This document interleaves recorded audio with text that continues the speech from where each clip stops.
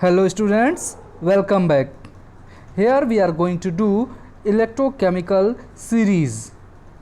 In this part of video we will have how electrochemical series was formed and its some properties. Let us start our video. By measuring the standard reduction potentials of various electrodes with respect to standard hydrogen electrode, a series of standard electrode potential has been founded, and when these standard electrode potential values are arranged in either in increasing order or in decreasing order, a series is obtained, and this series is termed as electrochemical series. और ये values standard reduction potential values कैसे found हुई, जब हम इसको hydrogen electrode के respect में, हम लोगों ने पिछले वीडियो में देखा कि कैसे हम स्टैंडर्ड रिडक्शन पोटेंशियल वैल्यूज़ को फाइंड आउट करते हैं। तो इसमें हाइड्रोजन इलेक्ट्रोड था और इसमें दूसरे वाले सिस्टम में जिस मेटल का इलेक्ट्रोड पोटेंशियल वैल्यू हमें फाइंड आउट करना था वो रखा जाता था, और यहाँ पर वोल्ट मीटर में ये एक्सपेरिमेंटल वैल्यू जितना शो होता था वही इसका रिडक्शन पोटेंशियल या ऑक्सीडेशन पोटेंशियल होता था। ठीक, तो इसके अगर इसको अच्छे से देखना है तो आप यहाँ लिंक दी जा रही है, उसको आप देखो। ओके, अब हम लोग बात करते हैं कि ये वैल्यूज़ क्या क्या हैं और कैसे ऑब्टेंड हुई। कैसे तो पिछले वीडियो में बता चुका हूँ, इसलिए वो चीज़ यहाँ नहीं बताऊँगा। ये कैसे है, कितना है वैल्यूज़, वो देखते हैं हम यहाँ पर। जैसा कि यहाँ पर स्क्रीन पर आप देख रहे हो कि सबसे ऊपर टॉप में लिथियम लिखा हुआ है, और ये लिखा हुआ है reduction potential of lithium is -3.05। Okay, और सबसे लास्ट में आप देख रहे हो फ्लोरीन लिखा हुआ है कि फ्लोरीन का रिडक्शन पोटेंशियल +287 हो रहा है। इसका मतलब ये कि किसी भी मेटल का इलेक्ट्रोड पोटेंशियल वैल्यू इस -3.05 और +2875 के बीच में ही होगा, इसके बाहर, इस रेंज के बाहर का वैल्यू नहीं होगा। ये बात समझ लेना। क्यों? क्योंकि जो लिथियम है उसके जो रिडक्शन पोटेंशियल वैल्यू है सबसे लोवेस्ट है, और जो फ्लोरीन है उसका रिडक्शन पोटेंशियल वैल्यू ये सबसे ज़्यादा है। ओके, अब और इसके बारे में कुछ जानते हैं। अब जैसे जैसे देखो इसको क्या है, जैसे जैसे हम टॉप टू बॉटम जाएंगे ये वैल्यूज़ इंक्रीज कर रही हैं, वैल्यूज़ निगेटिव से पॉजिटिव होती चली जा रही हैं। देखो अब हो रही है ना।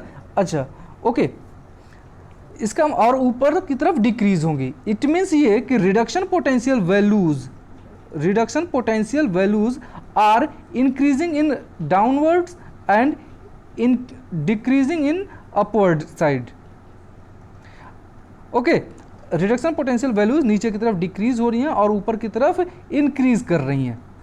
इसका मतलब ये कि जो रिडक्शन पोटेंशियल वैल्यू है लिथियम के लिए सबसे ज़्यादा है। अब लिथियम के लिए सबसे ज़्यादा है, इसका मतलब ये हुआ कि जो लिथियम होगा वो सबसे ज़्यादा रिड्यूसिंग नेचर शो करेगा।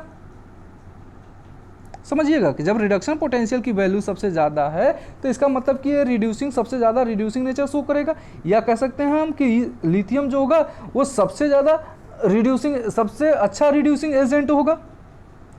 और सबसे खराब जो रिड्यूसिंग एजेंट होगा वो कौन होगा? फ्लोरीन होगा।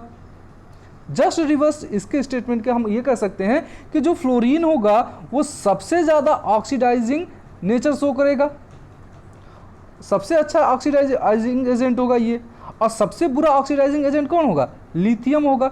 यानी कि रिड्यूसिंग एजेंट, रिड्यूसिंग नेचर कह सकते हैं, या हम इसको रिड्यूसिंग एजेंट वैल्यू भी कह सकते हैं, वो ऊपर की तरफ इंक्रीज हो रही है रिड्यूसिंग वैल्यू, और ऑक्सीडाइजिंग वैल्यू नीचे की तरफ इंक्रीज कर रही है कि नहीं कर रही है? ओके, दूसरी तरीके से हम इसको ये समझ सकते हैं कि जो सबसे ज़्यादा रिड्यूस होगा, यानी कि जो सबसे ज़्यादा रिड्यूस करेगा, रिड्यूसिंग एजेंट होगा, यानी कि वो अपना इलेक्ट्रॉन इजीली डोनेट करेगा, अपना इलेक्ट्रॉन इजीली डोनेट करेगा। यानी कि यहाँ पर जो लिथियम होगा वो अपना इलेक्ट्रॉन सबसे ज़्यादा जल्दी रिलीज कर देगा। लेकिन उसके नीचे वाले जो एलिमेंट्स होंगे वो थोड़ा सा लेट करेंगे, लेट इलेक्ट्रॉन डोनेट करेंगे, धीरे धीरे डोनेट करेंगे ये सब। और हो सकता है कि जो नीचे वाले एलिमेंट्स होंगे, या ऐसा ही होता है कि जो नीचे वाले एलिमेंट्स हैं जैसे फ्लोरीन है, ये अपना इलेक्ट्रॉन नहीं डोनेट करेंगे, इनकी इलेक्ट्रॉन डोनेटिंग जो नेचर हो जाता है वो खत्म हो जाता है। यानी कि जो ऊपर वाले एलिमेंट्स हैं ये मेटालिक कैरेक्टर शो कर रहे हैं, और नीचे वाले जो एलिमेंट्स हैं सीरीज में ये नॉन मेटालिक कैरेक्टर शो कर रहे हैं। ओके, यानी कि हम दूसरी लैंग्वेज में ये कह सकते हैं कि जो नीचे वाले एलिमेंट्स हैं ये इलेक्ट्रॉन को एक्सेप्ट जल्दी करेंगे। क्या करेंगे? इलेक्ट्रॉन को एक्सेप्ट जल्दी करेंगे। ये एलिमेंट्स इलेक्ट्रॉन को एक्सेप्ट करेंगे, लेकिन ऊपर वाले जो मेटल हैं ये इलेक्ट्रॉन को एक्सेप्ट करेंगे? इसलिए नहीं करेंगे। तो इसलिए ये मेटल्स हैं और ये नॉन मेटल्स हैं। समझ में आया? ये नॉन मेटल्स हैं। क्यों? क्योंकि ये इलेक्ट्रॉन को जल्दी एक्सेप्ट कर लेंगे। ओके, अब देखो यहाँ पे माइनस साइन क्या रिप्रेजेंट कर रहा है कि माइनस साइन ये रिप्रेजेंट कर रहा है कि an electron when attached to with respect to standard hydrogen electrode, यानी कि एक कोई जैसे इसमें से कोई भी हाइड्रोजन के ऊपर कोई भी अगर हाइड्रोजन इलेक्ट्रोड के से अटैच होता है तो वो एनोड की तरफ वर्क करेगा। किसकी तरफ वर्क करेगा? एनोड की तरफ वर्क करेगा, और ये ऑक्सीडाइजिंग नेचर शो करेगा। और ये मतलब क्या होगा? ऑक्सीडाइजिंग नेचर शो करेगा, यानी कि इन सब का ऑक्सीडेशन होगा। वहीं पर जब हाइड्रोजन के नीचे वाले एलिमेंट्स की बात करेंगे तो ये वैल्यूज, इसके रिडक्शन पोटेंशियल वैल्यूज पॉजिटिव हैं। तो रिडक्शन पोटेंशियल वैल्यू पॉजिटिव हैं, इट मीन्स कि ये कैथोड का वर्क करेंगी।